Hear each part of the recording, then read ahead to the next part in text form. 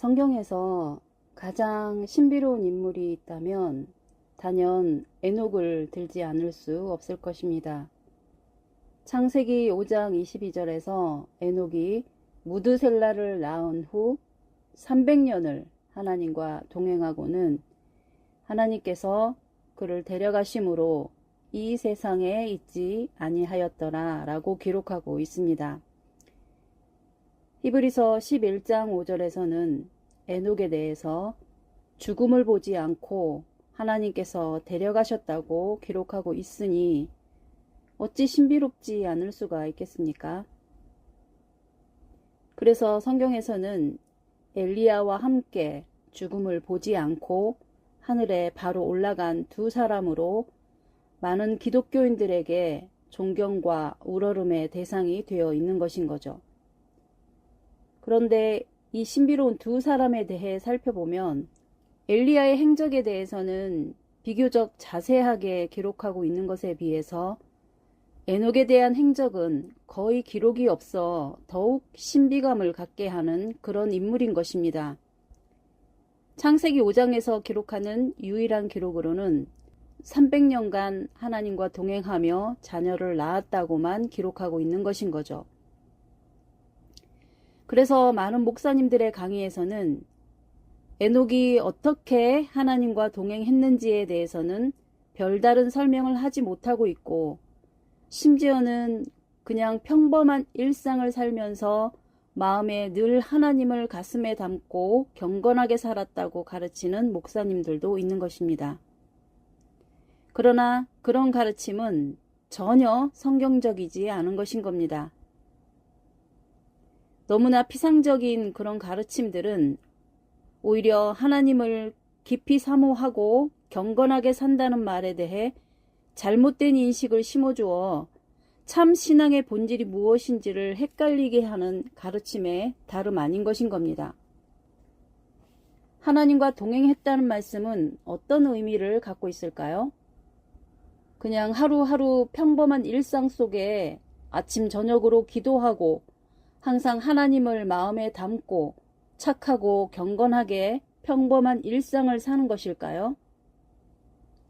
에녹의 삶에 대해 아주 핵심적인 가르침을 주고 있는 말씀이 있는데, 그것은 바로 유다서 14절에서 16절의 말씀인 것입니다. 거기에는 에녹이 어떻게 살았는지, 그리고 그 당대의 사람들의 시대상을 잘 보여주고 있는 것인 겁니다. 거기 표현을 보시면 아담의 7세손 에녹이 사람들에게 대하여도 예언하여 이르기를, 보라, 주께서 그 수만의 거룩한 자와 함께 임하셨나니 이는 뭇사람을 심판하사 모든 경건치 않은 자의 경건치 않게 행한 모든 경건치 않은 일과 또 경건치 않은 죄인의 주께 거스려 한 모든 강팍한 말을 인하여 저희를 정죄하려 하심이라 하였느니라. 이 사람들은 원망하는 자며 불만을 토하는 자며 그 정욕대로 행하는 자라. 그 입으로 자랑하는 말을 내며 이익을 위하여 아첨하느니라. 여기서 소개하는 에녹의 삶은 그냥 하나님을 잘 섬기는 평범한 사람이라 하지 않고 하나님의 말씀을 받아 예언하는 선지자였다는 것을 강조하고 있습니다. 그리고 그 시대의 시대상은 아담의 범죄 이후 에덴 동산에서 추방을 당하고 곧 바로 아담의 아들들인 가인과 아벨이 형제간의 분쟁을 일으키고 급기야는 가인이 아벨을 쳐 죽이는 극단적인 살인 사건이 벌어지고, 그 이후에는 라멕이라는 사람이 등장하면서 부인을 두 사람을 두면서 일부 다처제로의 대전환이 이루어지고, 그러면서도 오만방자한 작태를 보이며 가인을 위하여는 벌이 7배이라도 라멕을 위하여는 77배로다 그러면서 호기를 부렸지요. 그러니 그 후손들은 어땠을까요? 그 후손들은 어떤 타락상을 보였을지 충분히 짐작하고도 남을 그런 상황들이 연출되었을 것입니다. 그런 시대상에 대해 유다서에서는 한마디로 경건치 않은 사람들이 주를 거스리며 악행을 일삼았다는 표현으로 잘 압축해주고 있는 거죠. 마치 소돔 고모라 성에 버금가는 그런 타락상 속에서 자기 혼자만의 경건한 삶을 유지하는 것도 쉽지 않을 텐데 에녹은 그런 와중에서 그런 막무가내식으로 타락해가는 그런 사람들에게 회개를 촉구하는 하나님의 징계 메시지를 바르게 전한다고 했으니 그것이 얼마나 위험천만한 일이었을까요?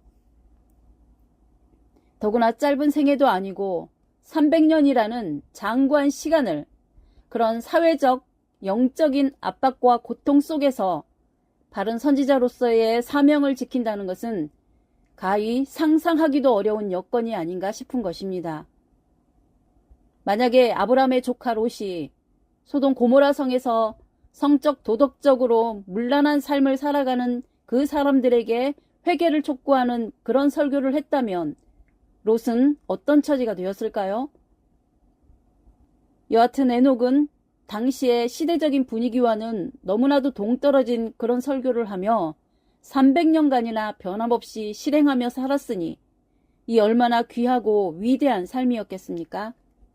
그러니 하나님께서도 이를 너무너무 귀하게 여겨 아예 죽음이라는 과정을 거치지 않고 하늘로 부르신 것이었겠죠. 에녹이나 소돔 고모라의 시대에 비해 오늘날 이 시대는 어떨까요? 오늘 이 시대는 과연 에녹의 시대나 소돔 고모라의 시대보다는 신앙적으로나 도덕적으로나 좀 낫다고 할 수 있는 상황인가요?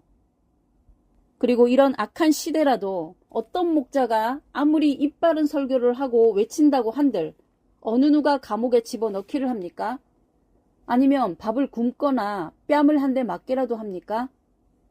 오늘날의 이 시대는 오히려 물리적인 핍박보다는 너무나 물질 문명이 풍부하고 자유분방한 향락 문화가 사람들의 신앙적 영적 에너지를 무기력하게 만들고 나태하게 만드는 것이 더 큰 위협이라면 위협이라고 해야 할 지경인 것입니다. 이런 타락상에 대해 하나하나 다 말하려면 끝도 없겠지만 여기서 우리가 명심할 사항은 하나님과 동행한다는 개념에 대해 바르게 이해해야 한다는 것입니다. 하나님과 동행하는 삶이라는 것은 결코 전원생활 하듯 혼자만의 한적하고 고요한 경건한 삶을 사는 것이 아닌 것입니다. 하나님은 그냥 고요한 일상을 보내시는 분이 아니십니다. 하나님은 우주 만물을 창조하시고 그 만물들을 하나님의 뜻에 맞게 운영하시고 경영하시는 분이십니다.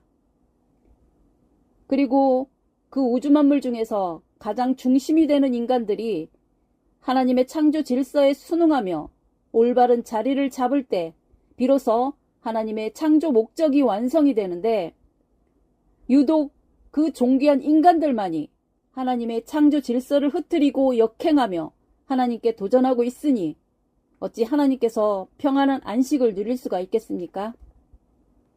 예수님께서도 아버지께서 일하시니 나도 일한다고 설파하셨는데 이 말씀이 무슨 뜻일까요? 이것은 하나님께서 창조 목적이 온전히 완성되기까지는 결코 하나님은 쉬실 수가 없다는 것이고 그 아버지의 뜻을 받아 이 땅에 오신 예수님께서도 결코 부유한 저택에서 안락한 삶을 살 수가 없었던 것입니다. 그런 연장선에 에녹 역사나 하나님의 뜻을 가슴에 담은 선지자로서 그 무지막지하게 타락해가는 그 시대상을 보고서 혼자만의 경건을 지키기 위해 산속에서 수도원 생활하듯 그렇게 살 수가 없었던 것입니다. 구약의 수많은 선지자들의 삶이나 12제자를 비롯한 많은 주의 종들의 모습 또한 마찬가지의 그런 하나님과 동행하는 삶의 현상들이었던 것입니다. 한낱 이방인에 불과했던 니느웨를 향해서도 도망가려는 요나를 고기 뱃속에서라도 끄집어내어 기꺼이 파송하지 않으셨습니까? 무너져가는 이스라엘을 향하여 이사야나 예레미야를 파송하시는 것처럼 말이죠. 에녹의 삶에서 다시금 주목해야 할 사실은 에녹은 아담의 7세 손이라고 했습니다. 이 말은 이 에녹은 성경상의 인류 역사의 아주 초창기 중에 초창기 시대의 사람이라는 거죠. 그런데 에녹이 예언한 내용은 어떤 것입니까? 그냥 단순하게 잘못된 행실을 고치고 회개하라는 메시지를 전한 것이 아닌 것입니다. 에녹의 메시지를 잘 보십시오. 14절을 보시면 주께서 수만의 거룩한 무리들과 임하셨다는 것을 전하는 것인 겁니다. 이 말이 무슨 말일까요?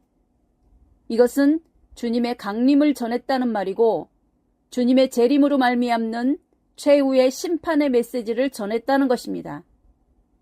여러분들 이 의미가 좀 와 닿습니까? 인류의 역사가 막 시작하는 이 시점에서부터 주님은 종말, 곧 주 강림의 사상과 신앙을 선포했다는 것입니다. 종말론적인 신앙은 말세 성도들에게만 필요한 것이 아닌 것입니다. 알고 보면 아담의 범죄 이후에 창세기 3장 15절의 원시복음에서 여자의 후손과 뱀의 후손이 싸우면서 뱀은 결국 여자의 후손에게 머리가 밟혀 심판받을 것을 선포하셨던 것부터가 이미 종말론적인 선포인 것입니다. 이는 곧 아담의 타락과 함께 메시아 사상과 종말론적 신앙은 하나님께서 우리에게 심으시려는 가장 결정적이면서도 핵심적인 복음의 기초라는 것이고 이런 사상을 일깨우는 것이 선지자들의 근본적인 사명이었다는 것입니다. 그런데 정작 성경이 강조하는 그 말세의 시대를 살아가는 우리들은 어떻습니까? 오늘날 우리 기독교 신앙인들에게 종말론적인 신앙은 일부 사이비나 광신도적인 무리들이나 하는 신앙으로 오인을 하고 있는 것입니다. 물론 많은 사이비 단체들이 득세해서 세상을 교란시키고 있는 것도 사실이지만 이 때문에 올바른 종말론적인 신앙 자체를 멀리해야 할 이유가 될 수 없는 것인 겁니다. 오히려 그런 많은 거짓 적그리스도들이 등장하는 것은 말세가 되면 그런 무리들이 나와서 세상을 미혹할 것이라고 예언한 말씀을 이루는 것이라는 것을 생각하고 그럴수록 더욱 올바른 종말론적인 신앙을 무장하려고 노력해야 하는 것인 겁니다.